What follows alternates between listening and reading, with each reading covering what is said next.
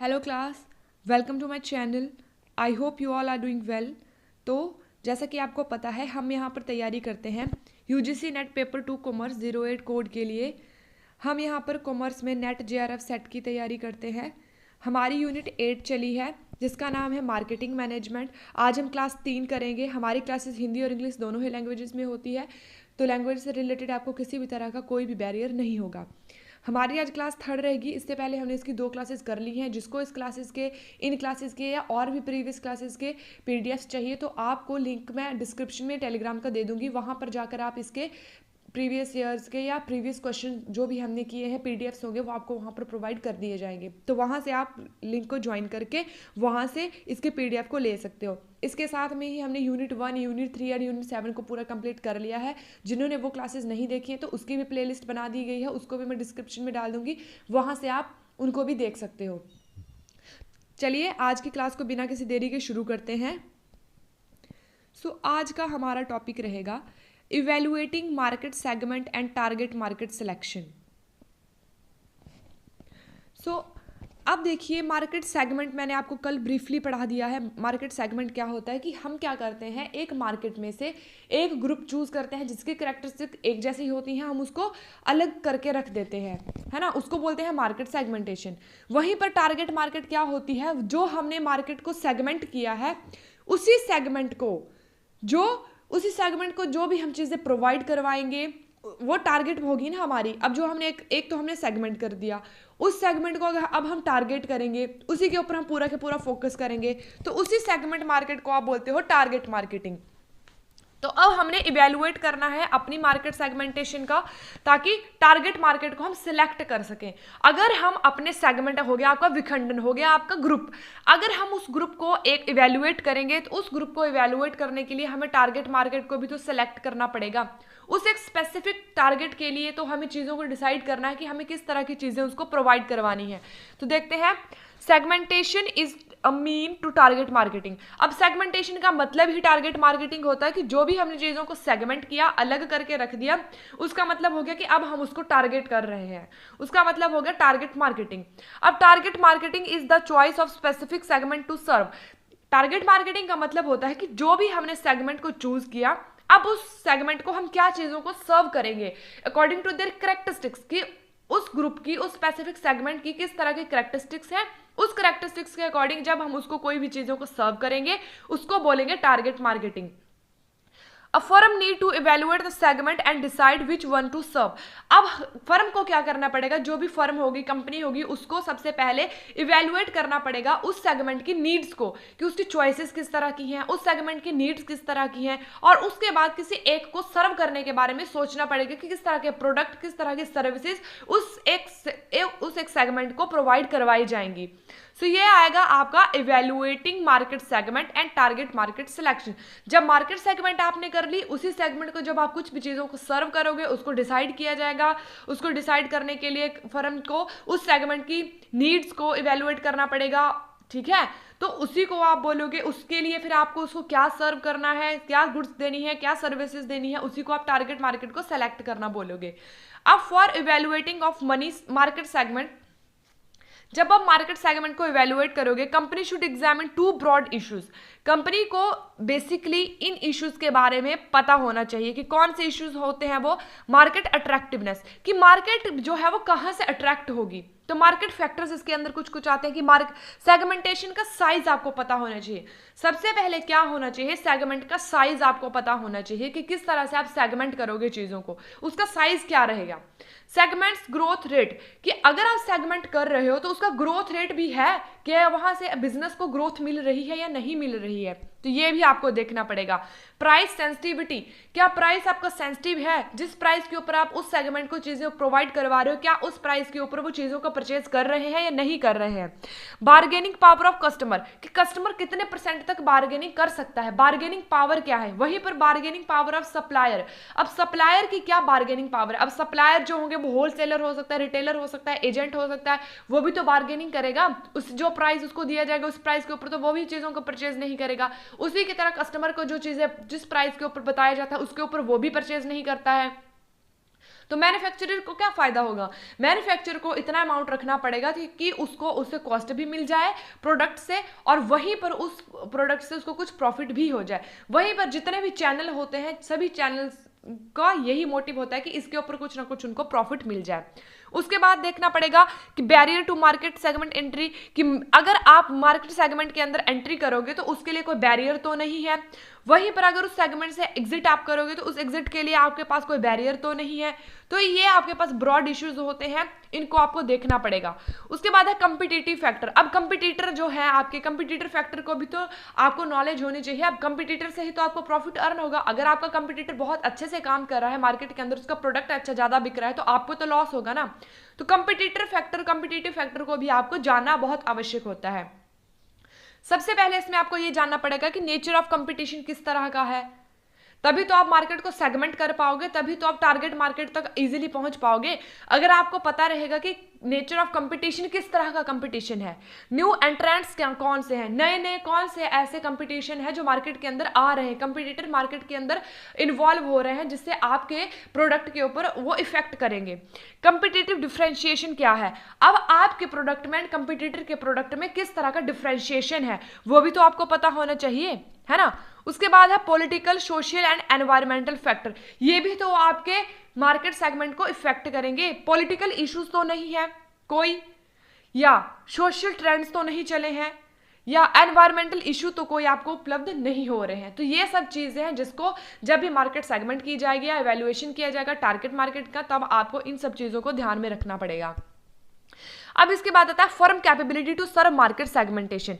अब जो आपने मार्केट को सेगमेंट किया, मार्केट को अलग किया, मार्केट का एक ग्रुप बनाया, उस ग्रुप को एक फर्म की क्या कैपेबिलिटी है कि उसको वो सर्व कर सकती है सभी चीजों को, या नहीं सर्व कर सकती है।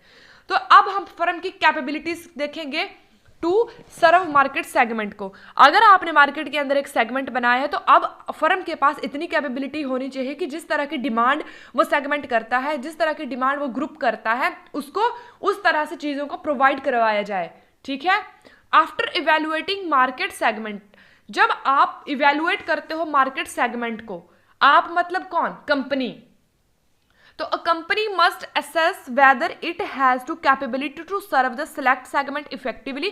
तो अब इसमें क्या इन्वॉल्व होता है, इसमें इन चीजों को देखा जाता है कि क्या फर्म की उतनी कैपेबिलिटी है कि जो भी आपने मार्केट को सेगमेंट किया है, अलग किया है, उसको वो सभी चीजों को प्रोवाइड कर सकती है, सर्व कर सकती है या नहीं। तो ये सब चीजों को देखना, ये फर्म की कैपेबिलिटी को देखना बहुत ज्यादा जरूरी होता है। इसका इवैल्यूएशन किया जाता है। इसके अंदर क्या इन्वॉल्व किया जाता है, analysis, resources, strength and competitive position क्या है। इसके अंदर क्या एनालिसिस किया जाएगा कि आपके पास संसाधन किस तरह के हैं, स्ट्रेंथ किस तरह की है, कंपटीशन की पोजीशन किस तरह की है। उसके बाद आपके पास आता है फर्म डिटर्मिनेशन, फर्म कैपेबिलिटी, अब आपके पास आता है factor determining of firm capability. अब आप उन फैक्टर को डिटरमाइन करोगे जो फर्म की कैपेबिलिटी किस तरह की है। अब financial resources, can we afford it, अब फर्म के पास फाइनेंशियल रिसोर्सेज कैसे हैं। अब आप उन फैक्टर को डिटरमाइन करोगे, फर्म की कैपेबिलिटी को डिटरमाइन करोगे कि फर्म के पास कैपेबिलिटी है उस एक सेगमेंट को सर्व करने के लिए।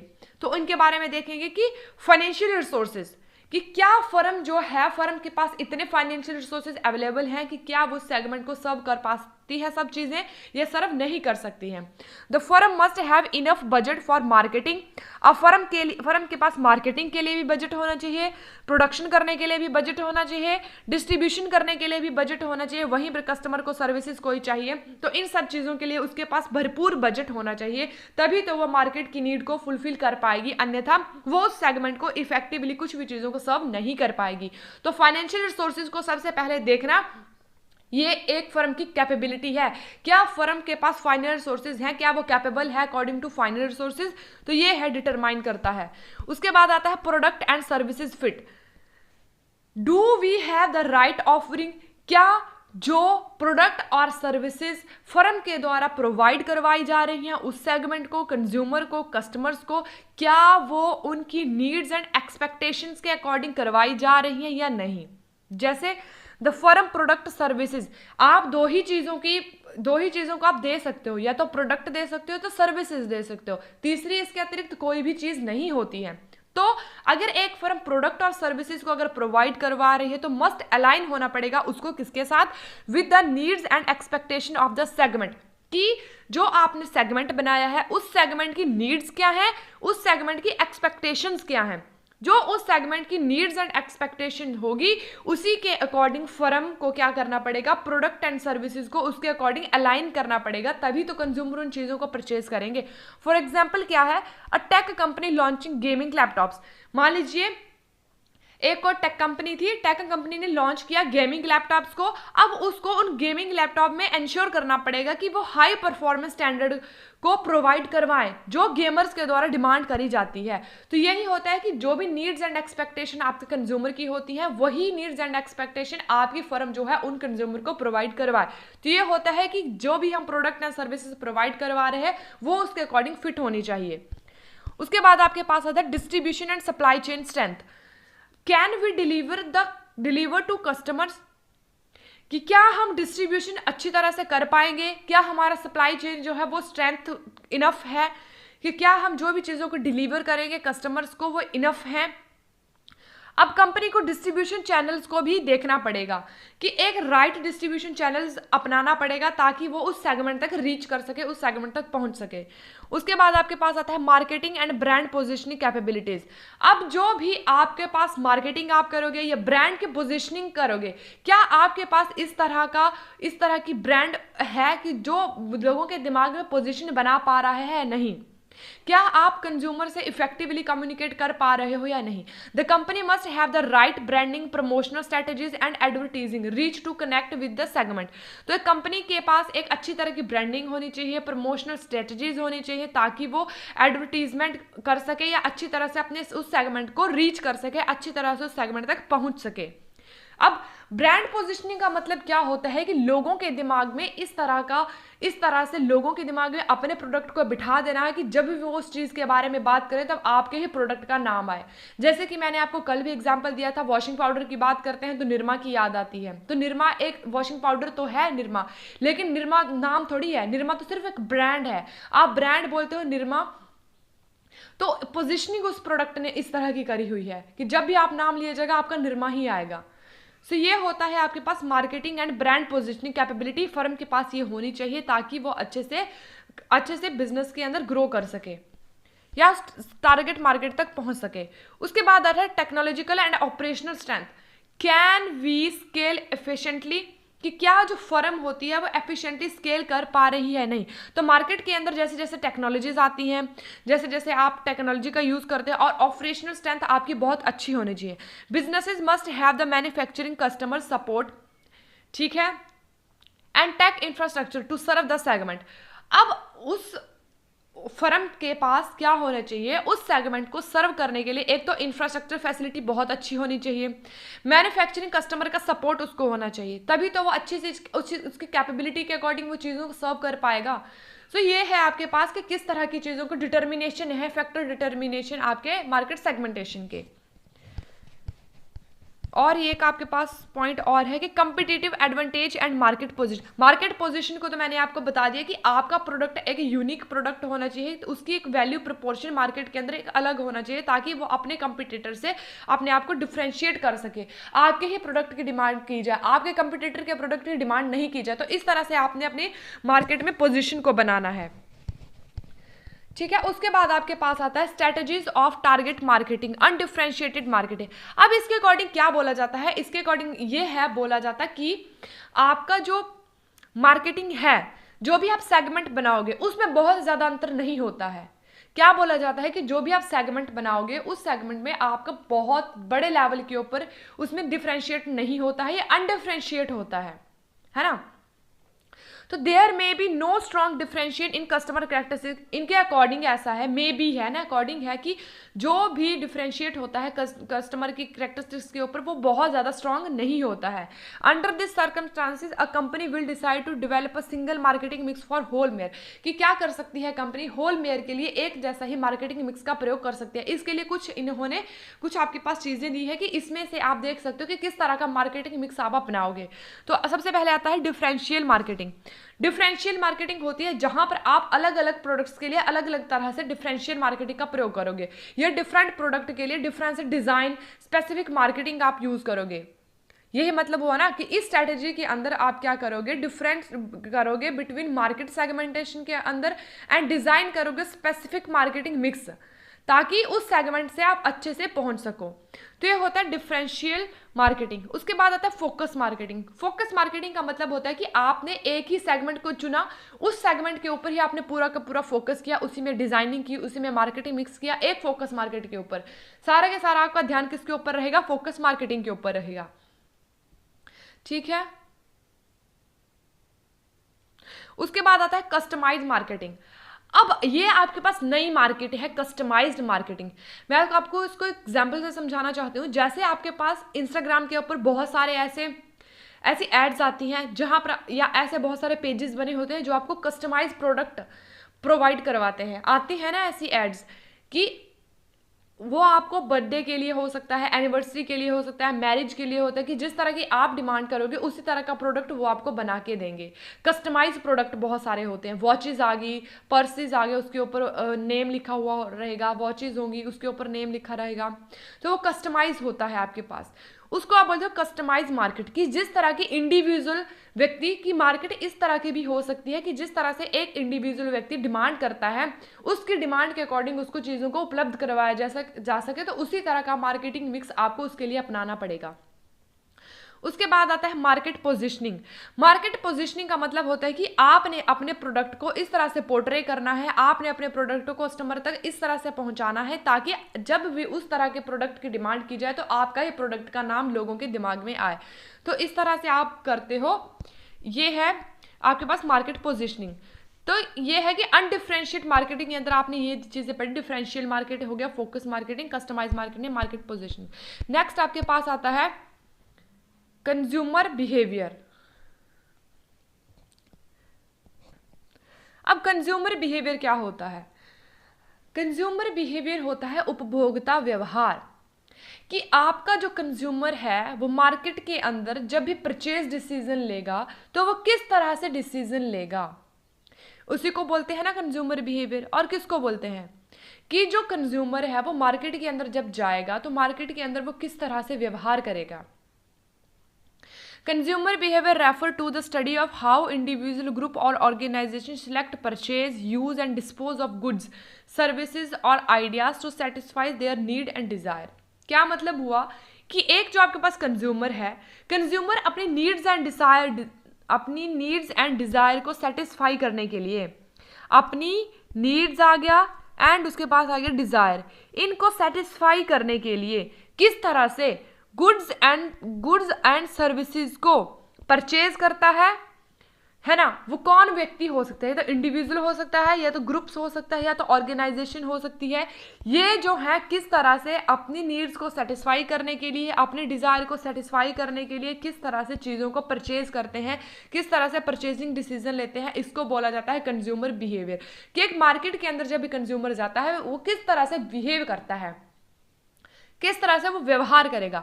It examine the psychological, social and economic factor that influence buying decision. अब इसमें कुछ फैक्टर्स को एग्जामिन किया जाता है, जैसे मनोवैज्ञानिक हो गए, सामाजिक हो गए, इकोनॉमिक फैक्टर्स हो गए। इन सब चीज़ों को, इन सब फैक्टर्स को ध्यान में रखकर जब कंज्यूमर बाइंग डिसीजन करता है उसको आप बोलते हो बाइंग कंज्यूमर बिहेवियर। समझ में आया? कंज्यूमर बिहेवियर किसको बोलते हैं कि एक कंज्यूमर आप खुद को ले सकते हो, यहाँ पे कंज्यूमर आप भी तो कंज्यूमर ही हो। जब आप बाइंग डिसीजन लेते हो, कुछ भी चीज़ों को आप परचेज करते हो, व्यवहार करते हो, आप डिसीजन लेते हो बाइंग के लिए, तब आप किन सब चीज़ों को ध्यान में रखकर बाई करते हो, तो इसी को आप बोलते हो कंज्यूमर बिहेवियर। अब इसके अंदर आता है बाइंग डिसीजन प्रोसेस। किस तरह से आप जब भी किसी चीज को बाई करोगे तो बाइंग डिसीजन प्रोसेस किस तरह का रहेगा। The consumer buying decision process refer to the step individual go through when selecting, purchasing and evaluating process और सर्विसेज। जब भी बाइंग डिसीजन लिया जाएगा तो बाइंग डिसीजन के लिए या तो आप प्रोडक्ट की बाई करोगे या तो सर्विसेज को बाई करोगे। और किसको बाई करोगे? प्रोडक्ट हो गया तो सर्विसेज होगा। तो इनको बाई करने के लिए आप परचेजिंग डिसीजन किस तरह से लोगे, किस तरह से चीज़ों को सिलेक्ट करोगे, उसको आप बोलते हो बाइंग डिसीजन प्रोसेस किस तरह की रहेगी। तो यहाँ पे आपके पास कुछ फैक्टर्स हैं जिससे आप देख सकते हो। सबसे पहले आपको क्या करना पड़ेगा, प्रॉब्लम को रिकॉग्नाइज करना पड़ेगा। नीड आइडेंटिफिकेशन, प्रॉब्लम रिकॉग्नाइजेशन का मतलब होता है कि सबसे पहले आपको क्या करना पड़ेगा, देखना पड़ेगा कि आपको कौन सी चीज की आवश्यकता है। अब यहां पर उस नीड को बोला जाता है प्रॉब्लम। कंज्यूमर बिहेवियर में नीड को बोला जाता है प्रॉब्लम, कि आपके पास कोई चीज नहीं है, आप उसको परचेज करना चाहते हो, जिस चीज को आप परचेज करना चाहते हो उसको आप बोलते हो प्रॉब्लम। जब तक वो आपको नहीं मिली है तब तक वो आपके लिए है प्रॉब्लम। तो सबसे पहले प्रॉब्लम को रिकॉग्नाइज किया जाएगा। क्या किया जाएगा, the process begin when a consumer realise a need और problem that require a solution. कहां से प्रॉब्लम आपकी शुरू होती है, वहां से होती है जहां पर सबसे पहले कंज्यूमर ये देखता है कि उसको कोई नीड है, किसी वस्तु की, कोई वस्तु की जरूरत है, या उसके पास कोई प्रॉब्लम है, उसको आपने प्रॉब्लम बोल दिया, अब वो उसको सोल्यूशन करना चाहता है। तो सोल्यूशन किस तरह का होगा, जब वो उस चीज को परचेज कर लेगा तब उसका सोल्यूशन हो जाएगा। तो सबसे पहले नीड को आइडेंटिफाई किया जाएगा। This could be due to internal हो सकती है, एक्सटर्नल हो सकती है, किसी तरह की भी आपकी नीड्स हो सकती है, इंटरनली हो सकती है, एक्सटर्नली हो सकती है। जब आपको वो चीज़ मिल जाती है आप सेटिस्फाई हो जाते हो और आपकी प्रॉब्लम जो होती है वो खत्म हो जाती है। तो सबसे पहले आप क्या करोगे, प्रॉब्लम को रिकॉग्नाइज करोगे, नीड को आइडेंटिफाई करोगे। उसके बाद क्या करोगे, इन्फॉर्मेशन को सर्च करोगे। अब इन्फॉर्मेशन आप कहाँ से ले सकते हो, उस प्रोडक्ट के बारे में अब आप जानकारी लोगे, वो जानकारी आप सर्च करोगे इन्फॉर्मेशन को। वो जानकारी आप पर्सनल भी ले सकते हो, अपने फ्रेंड से, फैमिली से, कलीग से भी प्राप्त कर सकते हो, कमर्शियल सोर्सेज से, एडवर्टीजमेंट से, वेबसाइट से, सेल्स पीपल से भी आप वो जानकारी प्राप्त करते हो प्रोडक्ट के बारे में। पब्लिक सोर्सेज से भी प्राप्त कर सकते हो, जैसे रिव्यू कैसे हैं, ब्लॉग है, सोशल मीडिया है, वहां से भी प्राप्त कर सकते हो। एक्सपेरिमेंटल सोर्सेज, जैसे जो पास्ट एक्सपीरियंसेस जिन लोगों ने हुए हैं विद अ ब्रांड। अब मतलब कि क्या है, जिस ब्रांड, ये ब्रांड है आपके पास, ठीक है। अब एक्सपेरिमेंटल सोर्सेज भी हो सकता है, पास्ट एक्सपीरियंस उस ब्रांड से रिगार्डिंग आपको कुछ हुआ है तो वहां से भी आप परचेज डिसीजन या इन्फॉर्मेशन आप वहां से ले सकते हो। तो सबसे पहले आप नीड को रिकॉग्नाइज करोगे, आइडेंटिफाई करोगे प्रॉब्लम को। उसके बाद आप क्या करोगे, उसके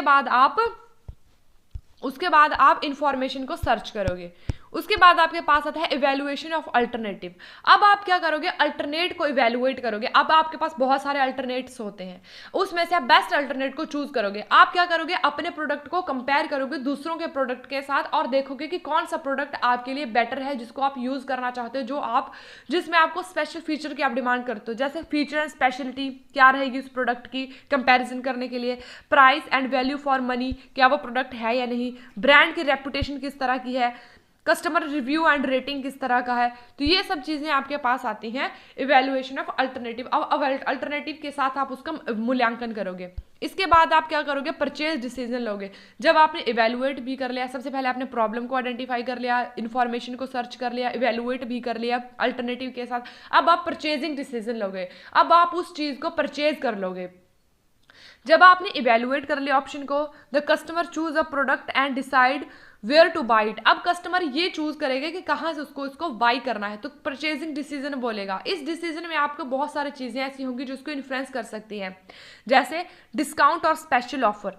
तो कहाँ से आप परचेजिंग डिसीजन ले सकते हो, जहां पर आपको डिस्काउंट मिल रहा है, स्पेशल ऑफर्स मिल रहे हैं, वहां से आप चीजों को परचेज करने का प्रयास कर सकते हो। Store experience and availability, recommendation from friends और एक्सपर्ट से भी आप रिकमेंड ले सकते हो कि कहाँ से आप परचेज कर सकते हो, तो रिकमेंड ले सकते हो। फ्रेंड्स से, एक्सपर्ट से सलाह आप ले सकते हो। उसके बाद आता है पोस्ट परचेज बिहेवियर। वैसे परचेज बिहेवियर में आपके पास ये भी आता है जब आप उसको अपने डिसीजन को मनी में ट्रांसफर करते हो, एक्चुअल में जब आप उसकी वैल्यू पे करते हो उसको भी आप परचेज कर लेते हो, तो परचेज डिसीजन होता है। उसके बाद आता है पोस्ट परचेज डिसीजन। एक बार आप जब किसी प्रोडक्ट को बाई कर लेते हो, बाई करने के बाद आपके पास उसके लिए दो ही चीजें बनती हैं, या तो आप सेटिस्फाई होते हो उस चीज को, उस प्रोडक्ट को, सर्विस को यूज करने से, या तो डिससेटिस्फाई होते हो। तो पोस्ट परचेज बिहेवियर ये होता है। अब क्या होता है, या तो वो सेटिस्फाई होंगे, तो सेटिस्फाई होंगे तो क्या होगा, leads to brand loyalty and positive word of mouth. अब वर्ड ऑफ माउथ क्या होता है, मुंह से बोलकर आप एडवर्टीजमेंट कर दोगे खुद से। जब भी आप कोई ऐसी चीज परचेज करते हो, अगर आपको अच्छी लगी वो चीज, सेटिस्फाई हुआ अगर आप उस चीज से, तब आप लोगों को बताओगे ना कि अच्छी चीज है, हमें बहुत अच्छी लगी, इसका ये अच्छा है। लॉयल आप बन जाओगे, आप अपने मुंह से खुद ही तारीफ करने लग जाओगे, तो और भी वहां से इन्फ्लुएंस होंगे और उन चीजों को परचेज करने का डिसीजन लेंगे। या तो आप सेटिस्फाई हो गए, या तो आप क्या होते हो, डिससेटिस्फाइड होते हो। अगर आपको वो चीज़ पसंद नहीं आई, अच्छी नहीं थी, वो डिससेटिस्फाइड हो गए, तो आप उसका रिजल्ट कंप्लेंट कर सकते हो, रिटर्न कर सकते हो, या आप उस ब्रांड को लेना ही बंद कर सकते हो अगर आपको वो चीज़ अच्छी नहीं लगी। तो ये आपके पास आता है बाइंग बिहेवियर का प्रोसेस आता है, जिसके बीच में आपके 5 स्टेप्स आते हैं। यही आपके स्टेप्स आ सकते हैं, आपको क्वेश्चन में भी, आपको एग्जाम में भी यहाँ से क्वेश्चन आपको आ सकता है। सो ये था आपके पास प्रोसेस।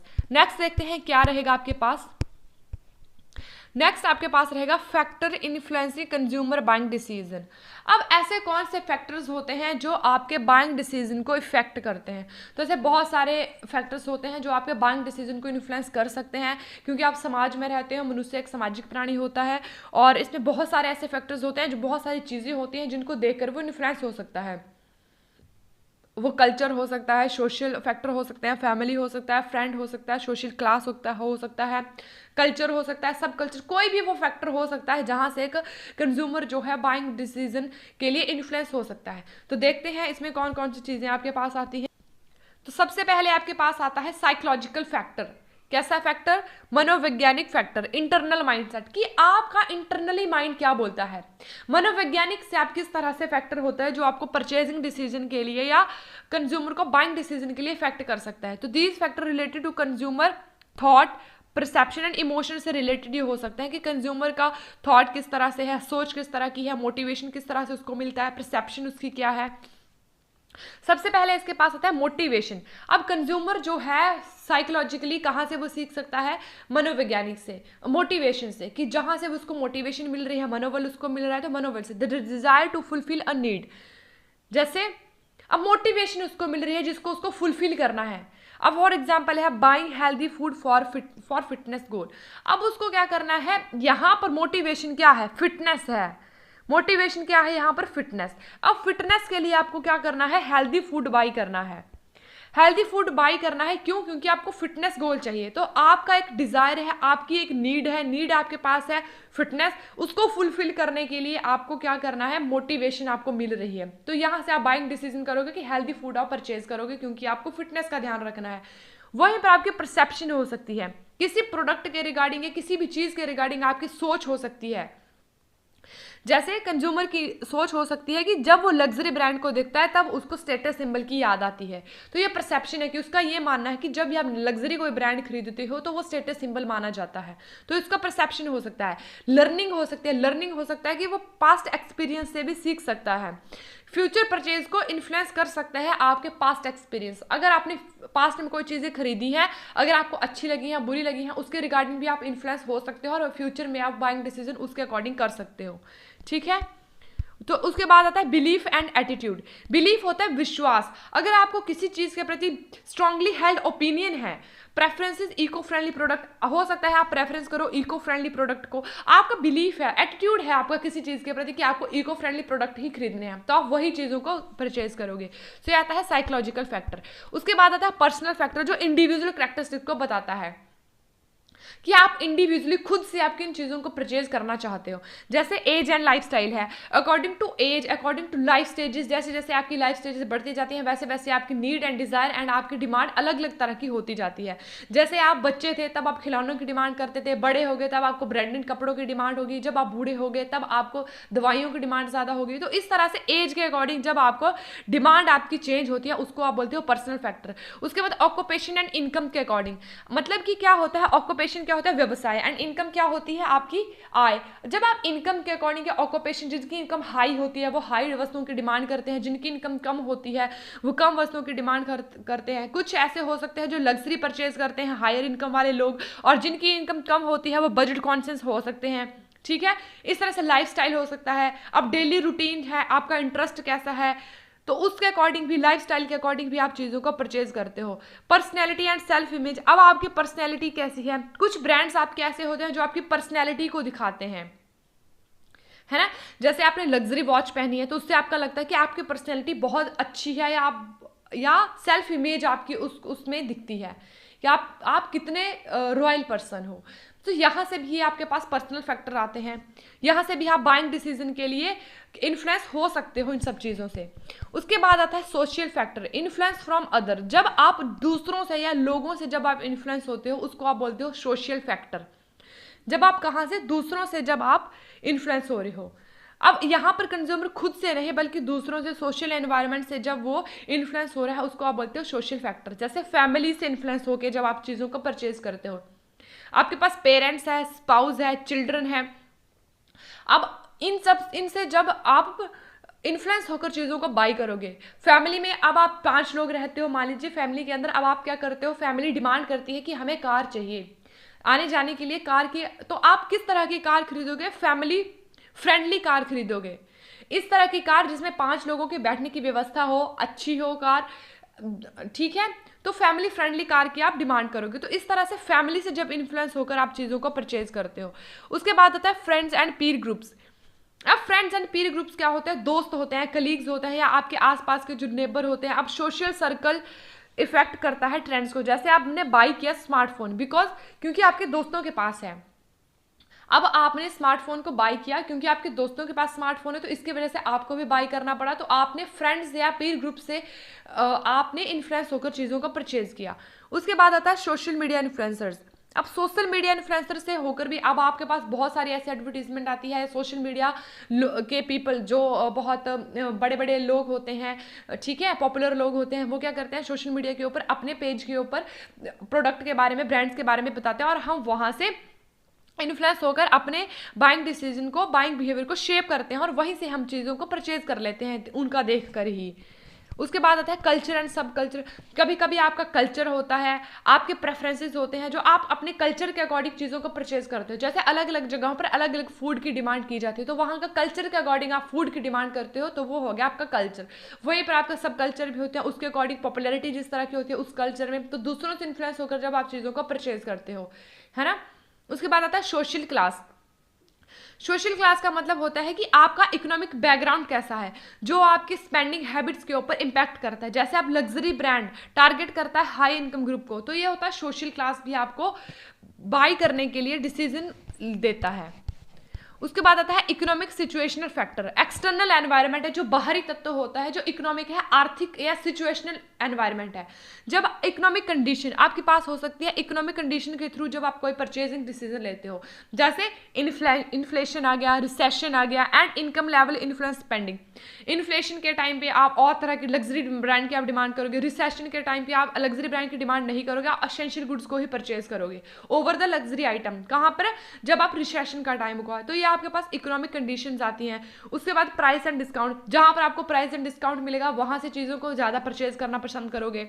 वहीं पर अवेलेबिलिटी एंड कन्वीनियंस, आप अपनी कन्वीनियंस के हिसाब से, अपनी अवेलेबिलिटी के हिसाब से चीज़ों को परचेज करना चाहोगे कि जहां पर आपको मोर इजीली चीज़ें मिल जाएं।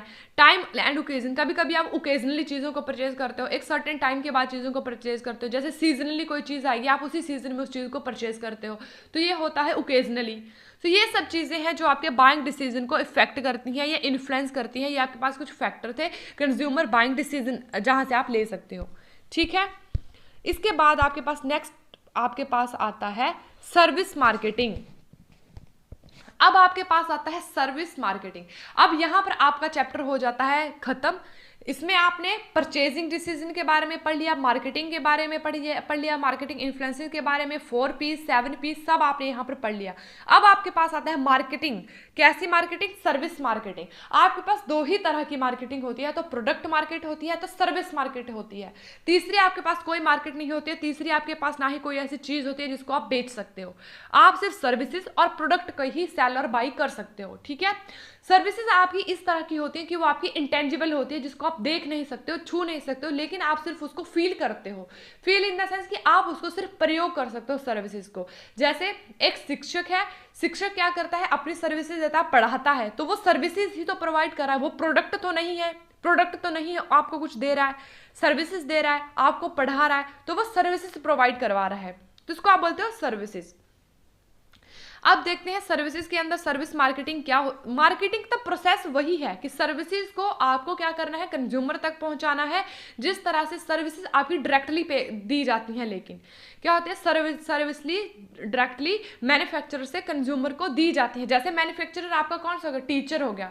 टीचर ने कुछ आपको पढ़ाना है तो डायरेक्टली आपको ही दी जाएगी सर्विस, किसी और के थ्रू आप नहीं पढ़ सकते हो। शिक्षक जो आपको पढ़ाएगा उसी से आपको समझ में आएगी ज़्यादा चीज़ें, तो वो होता है सर्विस डायरेक्टली दी जाती है। इनडायरेक्टली सर्विस आप नहीं दे सकते हो, है ना। तो ज्ञान जो है वो आपको लेना पड़ेगा। ऐसा तो है नहीं कि ज्ञान आपने तीसरे बंदे से ले लिया, ले तो सकते हो, लेकिन ऐसे तो नहीं है कि आपने एक चैप्टर है आपको याद करने के लिए दिया था, वो चैप्टर आपने दूसरे व्यक्ति के पास ट्रांसफर कर दिया, दूसरे व्यक्ति ने आपको दे दिया, ऐसा तो नहीं हो सकता है। तो ये होती है सर्विस मार्केटिंग। अब service marketing refer to the promotion and selling of intangible product. किसकी प्रमोशन करनी है, किसकी सेलिंग करनी है, इंटेंजिबल प्रोडक्ट की और सर्विसेज की, रेदर देन फिजिकल गुड्स। यहाँ पे आपके पास कोई फिजिकल गुड्स नहीं है, आपने किस चीज़ों की आपने सेलिंग करनी है, प्रमोशन करनी है, सर्विसेज की। It focus on building strong customer relationship. किसके ऊपर ये फोकस करता है, किस चीज़ों को बिल्ड करने के लिए, ये स्ट्रॉन्ग बिल्ड करने के लिए किसको ये फोकस करता है, कस्टमर के रिलेशनशिप के, कि आपने क्या करना है, मैन्युफैक्चरर ने कस्टमर के साथ अच्छा रिलेशनशिप बनाना है ताकि आप ज़्यादा से ज़्यादा सर्विसेज प्रोवाइड करवा सको। इन्हेंस करना है कस्टमर के एक्सपीरियंस को एंड एम्फेसाइज करना है value of service such as, जहाँ से आप कहाँ से मिलेंगी वैल्यूज, या तो बैंकिंग से सर्विसेज ले सकते हो, हेल्थ केयर की सर्विसेज ले सकते हो, हॉस्पिटैलिटी की सर्विसेज ले सकते हो, एजुकेशन आप ले सकते हो एंड कंसल्टिंग की सर्विसेज आप ले सकते हो। ठीक है, ये आपके पास है सर्विसेज। एजुकेशन जब आप ले रहे हो, कंसल्टिंग आप कर रहे हो, बैंकिंग की सर्विस, बैंक जब आपको कोई देता है तो सर्विस ही बोला जाता है उसको, बैंक सर्विसेज प्रोवाइड करवाता है, बैंक की सर्विस आप ले लो ऐसा बोला जाता है, कार की सर्विस आप ले लो तो वो सर्विसेज हैं, हॉस्पिटैलिटी की सर्विस, हेल्थ केयर की सर्विस। तो ये सब आपके पास सर्विसेज आती हैं जो इंटेंजिबल होती हैं, जिसको आप छू नहीं सकते हो, देख नहीं सकते हो, फिजिकल गुड्स नहीं इसके अंदर होती हैं। इसमें इसका मेन फोकस होता है कि आपने बिल्ड करना है स्ट्रॉन्ग रिलेशनशिप को, किसके साथ, कस्टमर के साथ, तो इसको आप बोलते हो सर्विस मार्केटिंग। उसके बाद आता है ऑब्जेक्टिव ऑफ सर्विस मार्केटिंग। क्या होते हैं ऑब्जेक्टिव, क्या है इसका? सबसे पहला ऑब्जेक्टिव है इंक्रीज ब्रांड अवेयरनेस। क्या करना है? इंक्रीज करना है ब्रांड अवेयरनेस को, किसके लिए? अब आपने अपने ब्रांड के अवेयरनेस को बढ़ाना है। अब सर्विसेज है, अब जैसे आप देखते हो कि टीवी के अंदर मुथूट फाइनेंस की आपको आती है ना एडवर्टीजमेंट, म्यूचुअल फंड्स की एडवर्टीजमेंट आती है, बैंकिंग की आती है, HDFC की आती है, SBI की आती है, हर बैंक की आपको वहां पर एडवर्टीजमेंट देखने को मिल जाती है। वो क्या बोलते हैं, यहाँ से आपको ये सर्विस मिल रही है। तो इस तरह से इंक्रीज करना है ब्रांड अवेयरनेस को, ताकि ज्यादा से ज्यादा कस्टमर जो होता है अवेयर हो सके उन सर्विसेज से जो उनको ऑफर करी जा रही हैं। अब सर्विसेज या प्रोडक्ट तो है नहीं कि आपको उनकी जरूरत पड़ेगी, तो सर्विसेज को तो आपको बताना ही पड़ेगा।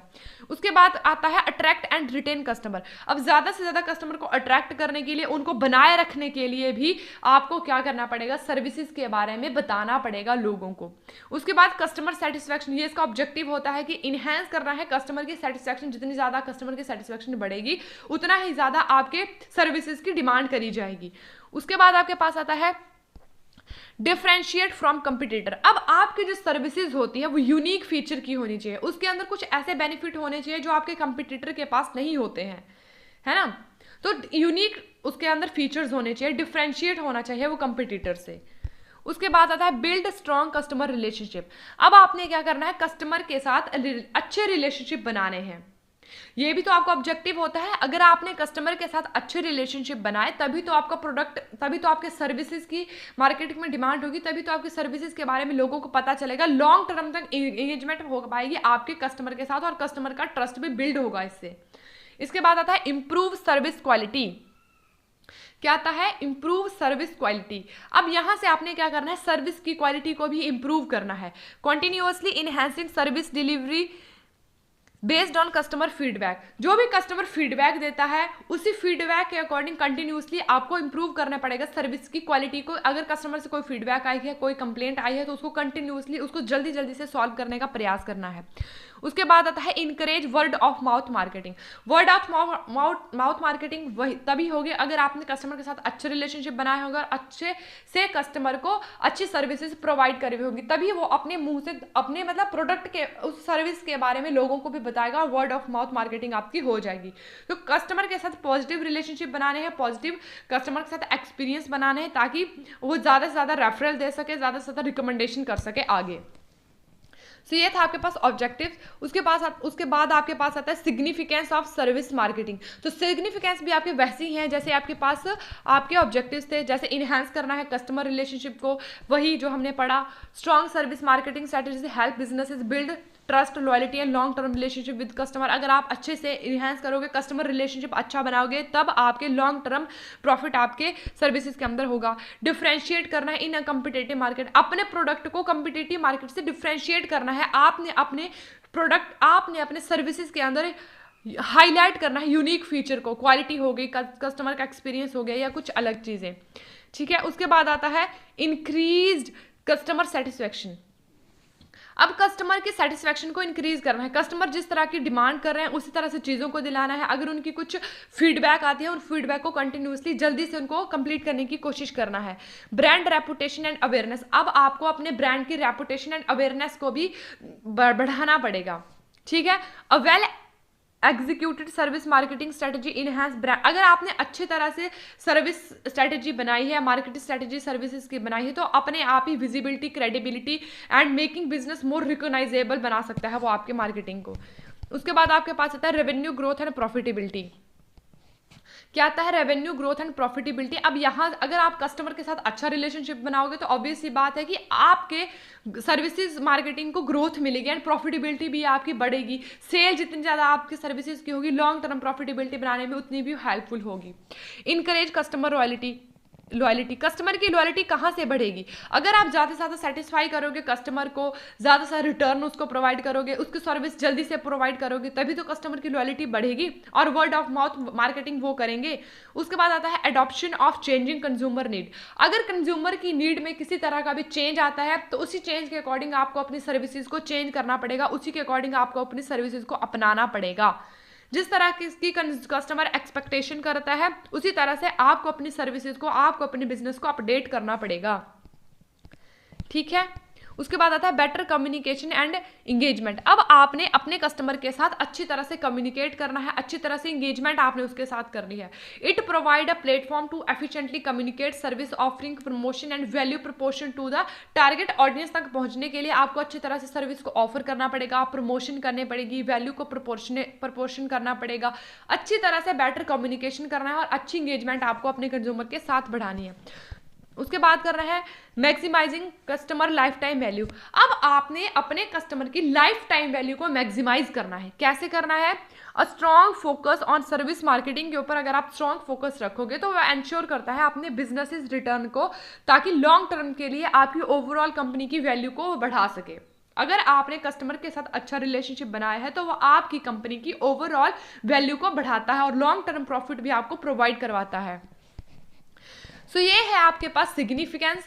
सर्विस मार्केटिंग भी आपने पढ़ लिया, सर्विस मार्केटिंग के ऑब्जेक्टिव्स को पढ़ लिया, सिग्निफिकेंस को पढ़ लिया। अब हम कल करेंगे ट्रेंड्स इन मार्केटिंग। अब ट्रेंड्स इन मार्केटिंग के अंदर किस तरह के ट्रेंड्स हैं उसको हम कल की क्लास में पढ़ेंगे। तो आज की क्लास में बस इतना ही। आई होप आपको अच्छे से समझ में आया होगा।